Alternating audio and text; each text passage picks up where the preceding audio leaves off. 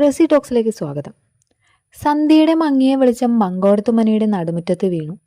എല്ലാവരും നിശബ്ദരായി രാഘവൻ നായരെ നോക്കി. അയാൾ പതുക്കെ സംസാരിക്കാൻ തുടങ്ങി. 30 വർഷങ്ങൾക്ക് മുൻപ് ഞാൻ ഈ ഗ്രാമത്തിലെ സംഗീത പാഠശാലയിൽ വീണ പഠിക്കുകയായിരുന്നു. അന്നാണ് മാധവിദേവിയെ ആദ്യമായി കാണുന്നത്. മാധവിയുടെ കണ്ണുകളിൽ ആകാംക്ഷ നിറഞ്ഞു. അവൾക്ക് സംഗീതം ശ്വാസം പോലെയായിരുന്നു. പാഠം കഴിഞ്ഞിട്ടും വീണയുടെ ഓരോ സ്വരവും വീണ്ടും വീണ്ടും അഭ്യസിക്കുമായിരുന്നു. രാഘവൻ നായരുടെ മുഖത്തൊരു പുഞ്ചിരി തെളിഞ്ഞു. ഒരു ദിവസം അവൾ എന്നോട് ചോദിച്ചു, ഗുരുവേ, ഒരാൾക്ക് തന്റെ സ്വപ്നത്തിനു വേണ്ടി കുടുംബത്തെ പോലും എതിർക്കേണ്ടി വന്നാൽ എന്തു ചെയ്യും? ഞാൻ പറഞ്ഞു, സ്നേഹത്തോടെയും ക്ഷമയോടെയും സ്വന്തം സത്യം തെളിയിക്കണം. ലക്ഷ്മിയമ്മ പതുക്കെ കണ്ണുകൾ തുടച്ചു. പക്ഷെ രാഘവൻ നായർ തുടർന്നു. മങ്കോടത്തുമനയിലെ മൂപ്പന്മാർക്ക് സംഗീത ജീവിതവും ഞങ്ങളുടെ സൗഹൃദവും ഇഷ്ടമായിരുന്നില്ല. അവരവളെ മറ്റൊരു വിവാഹത്തിന് നിർബന്ധിച്ചു. മാധവി ദുഃഖത്തോടെ ചോദിച്ചു, അപ്പോൾ നിങ്ങൾ എന്തു ചെയ്തു? ഞങ്ങൾ ഒളിച്ചോടി പോകാൻ തീരുമാനിച്ചില്ല, അദ്ദേഹം മറുപടി പറഞ്ഞു. പകരം കുടുംബത്തിന്റെ സമ്മതം നേടാൻ ശ്രമിച്ചു. എന്നാൽ അതിനു മുൻപ് ഒരു രാത്രി അവൾ അപ്രതീക്ഷയായി.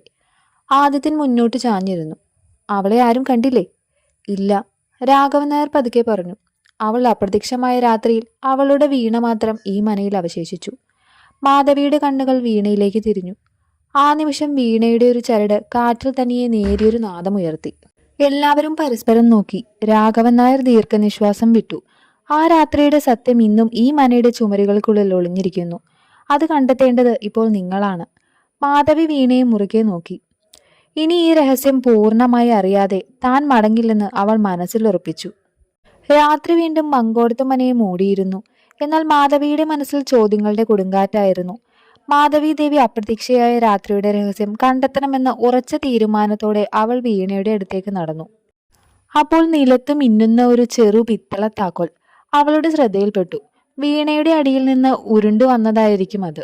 ലക്ഷ്മിയമ്മേ, ഈ താക്കോൽ ആരുടേതാണ്? അവൾ ചോദിച്ചു. താക്കോൽ കണ്ട നിമിഷം ലക്ഷ്മിയമ്മയുടെ മുഖം വിളറി. ഇത് തെക്കേ അറ്റത്തെ അടഞ്ഞ മുറിയുടേതാണ്.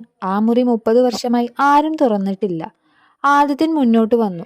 ആ മുറി തുറക്കേണ്ടതില്ല, അവൻ ഉറച്ച സ്വരത്തിൽ പറഞ്ഞു. എന്തുകൊണ്ട്? മാധവി ചോദിച്ചു. അവിടെ ഓർമ്മകൾ മാത്രമേ ഉള്ളൂ, ആദിത്യൻ മറുപടി പറഞ്ഞു. മാധവി ശാന്തമായി പുഞ്ചിരിച്ചു. ചിലപ്പോൾ ഓർമ്മകളാണ് സത്യത്തിലേക്കുള്ള വഴി. അവസാനം എല്ലാവരും ചേർന്ന് തെക്കേറ്റത്തെ ഇടനാഴിയിലേക്ക് നടന്നു. കനത്ത പൊടിയും ചിലന്തി വലകളും നിറഞ്ഞ വാതിലിൽ മുന്നിൽ മാധവി താക്കോലിട്ടു.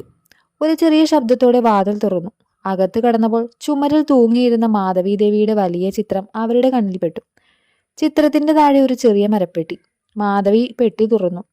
അതിനുള്ളിൽ ഒരു വെള്ളി പാദസ്വരം, കുറച്ച് സംഗീത കുറിപ്പുകൾ, പിന്നെ ഒരു മടക്കിയ കടലാസ്.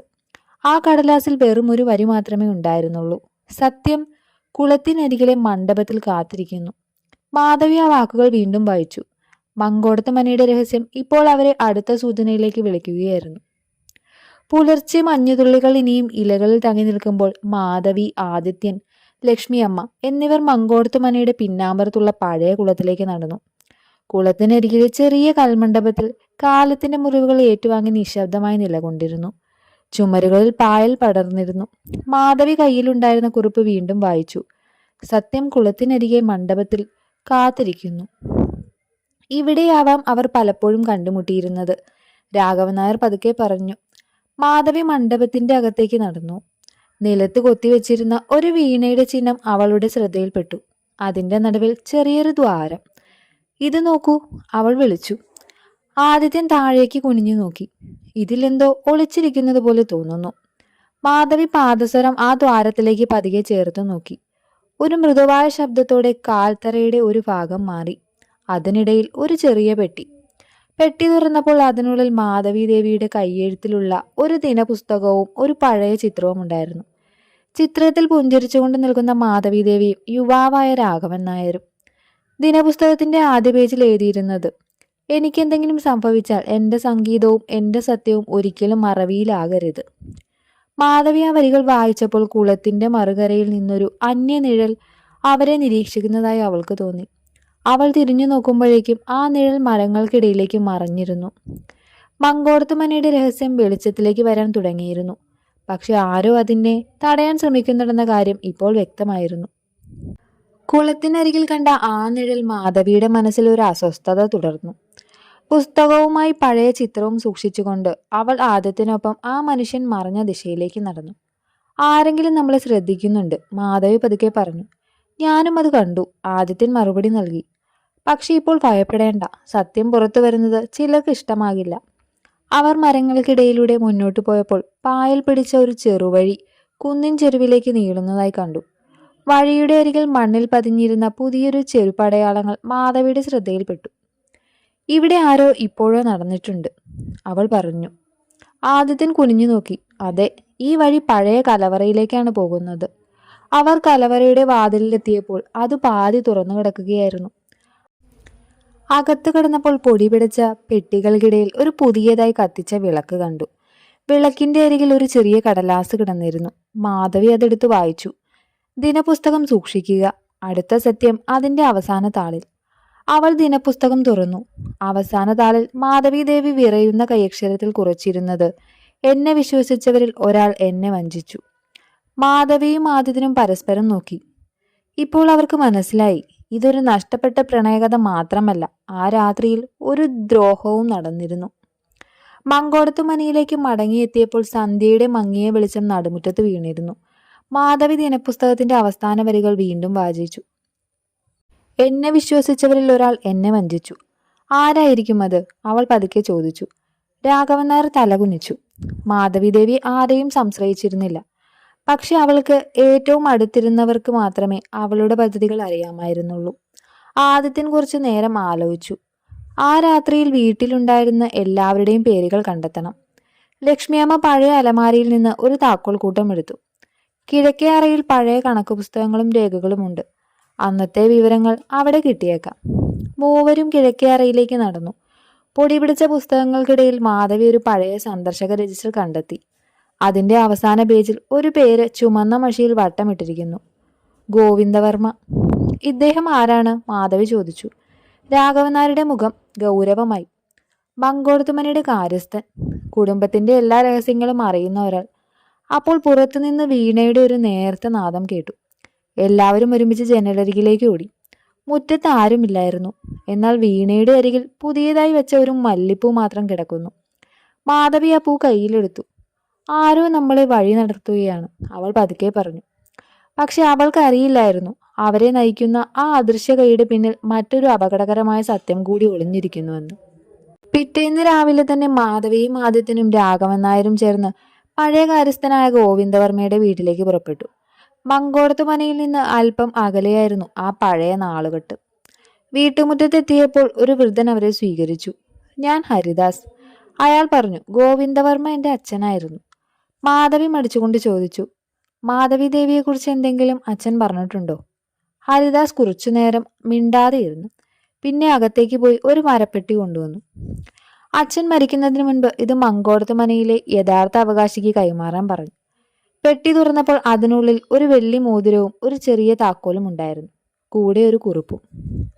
സത്യം കണ്ടെത്തണമെങ്കിൽ വടക്കേ ചിറയിലുള്ള പഴയ ക്ഷേത്രത്തിന്റെ അടിത്തറ തേടുക. ആദിത്യൻ താക്കോൽ കയ്യിലെടുത്തു. ഇത് ഏത് പൂട്ടിൻ്റെതാണ്? ഹരിദാസ് പതുക്കെ തലകുലുക്കി. അത് അച്ഛൻ പോലും പറഞ്ഞിരുന്നില്ല. പക്ഷെ ഒരു കാര്യം അദ്ദേഹം പലവട്ടം ആവർത്തിക്കുമായിരുന്നു, മാധവി ദേവി സ്വമേധയാ പോയതല്ല. ആ വാക്കുകൾ കേട്ടപ്പോൾ മാധവിയുടെ ഉള്ളിൽ ഒരു തണുപ്പ് പടർന്നു. ഇപ്പോൾ അവർക്ക് ഉറപ്പായി, ആ രാത്രിയിൽ നടന്നത് ഒരു സാധാരണ അപ്രത്യക്ഷതയല്ലായിരുന്നു. മങ്കോടത്തു മനയുടെ രഹസ്യം അവരെ പഴയ ക്ഷേത്രത്തിലേക്ക് വിളിക്കുകയായിരുന്നു. അന്നത്തെ സന്ധ്യയ്ക്ക് തന്നെ മാധവിയും ആദിത്യനും രാഘവൻ നായരും വടക്കേ ചിറയിലുള്ള പഴയ ക്ഷേത്രത്തിലേക്ക് എത്തി. കാലപ്പഴക്കത്താൽ കരിങ്കല്ലുകൾക്ക് പായൽ പിടിച്ചിരുന്നു. ക്ഷേത്രമുറ്റത്ത് കാറ്റിൽ ഇലകൾ ചലിക്കുന്ന ശബ്ദം മാത്രമേ കേൾക്കാനുണ്ടായിരുന്നുള്ളൂ. ഇവിടെയൊക്കെയാണോ സത്യം ഒളിച്ചിരിക്കുന്നത്? മാധവി ചോദിച്ചു.